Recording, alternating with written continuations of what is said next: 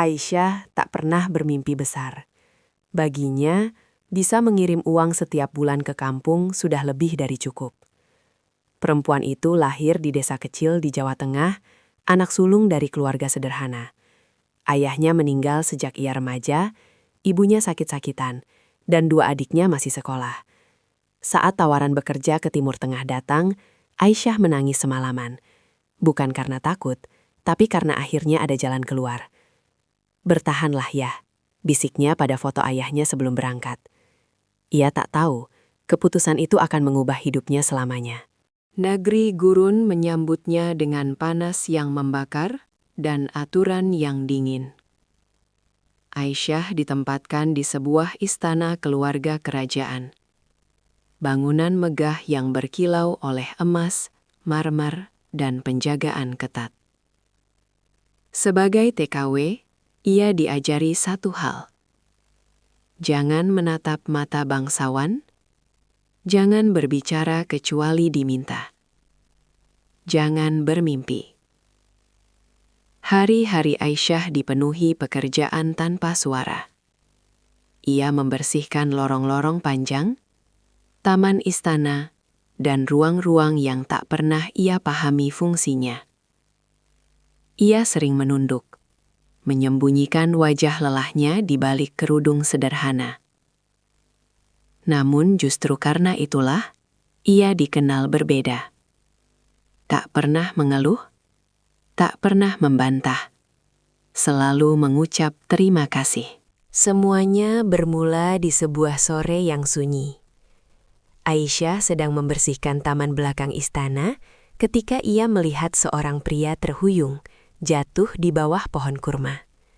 Panik, Aisyah berlari mendekat, melupakan semua aturan. Pria itu pingsan, wajahnya pucat.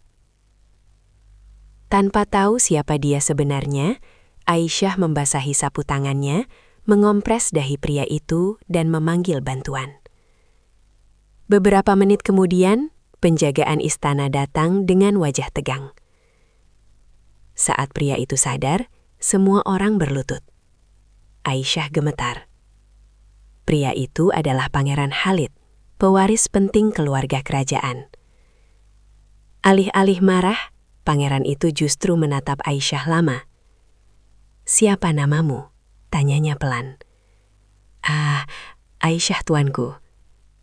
Sejak hari itu, nama Aisyah terukir di ingatan seorang pangeran yang hidupnya penuh kepalsuan. Pangeran Khalid dikenal dingin, tertutup, dan menjauh dari urusan istana.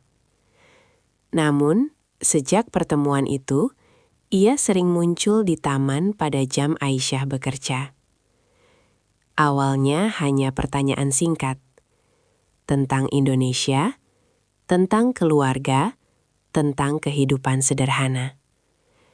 Aisyah selalu menjaga jarak. Ia tahu batasannya. Ia tahu satu kesalahan bisa menghancurkan segalanya. Namun, pangeran melihat sesuatu yang tak pernah ia temukan di istana: ketulusan. Hari demi hari, hubungan itu tumbuh, tanpa sentuhan, tanpa janji, hanya perasaan yang tak terucap. Sampai suatu hari, seseorang mengambil foto mereka dari kejauhan. Foto itu bocor. Dalam hitungan jam, media Timur Tengah dan internasional gempar. TKW Indonesia diduga menjalin hubungan terlarang dengan pangeran Arab. Perempuan asing guncang kehormatan istana. Nama Aisyah diseret tanpa ampun. Ia dituduh mengincar kekayaan, disebut perempuan licik, dihina tanpa diberi kesempatan membela diri. Pangeran Khalid dipanggil keluarga kerajaan. Ia diancam. "Jika kau memilih perempuan itu," kata pamannya dingin, "kau kehilangan segalanya." Sementara itu, Aisyah diinterogasi berjam-jam. Tak ada yang mendemarkan air matanya. Keputusan diambil sepihak. Aisyah kembali ke Indonesia dengan hinaan dan cibiran. Tetangga berbisik. Media memburu. Keluarganya terpukul. Beberapa minggu kemudian, dokter menatapnya serius. "Bu, Anda hamil." Air mata Aisyah jatuh. Skandal itu belum selesai. Karena anak yang ia kandung bukan hanya darah dan daging, melainkan kebenaran yang suatu hari akan mengguncang istana jauh lebih keras daripada foto manapun.